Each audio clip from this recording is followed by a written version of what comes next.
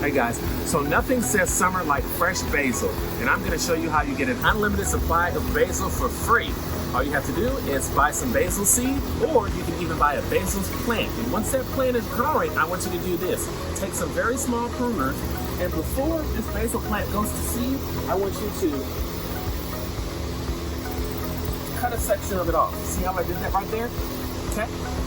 And now what we're gonna do is we're gonna take off some of the outer leaves, okay?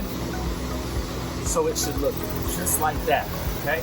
Now we're gonna take this and we're gonna put this in some water for 2 weeks. Flash forward 2 weeks and you see what we've done? We've had this in water for 2 weeks and look what it's done. This basil plant has amassed a huge amount of roots. Now all we have to do is plant this out in the garden and we'll have fresh basil. So there you have it. That's all it takes for growing your own basil.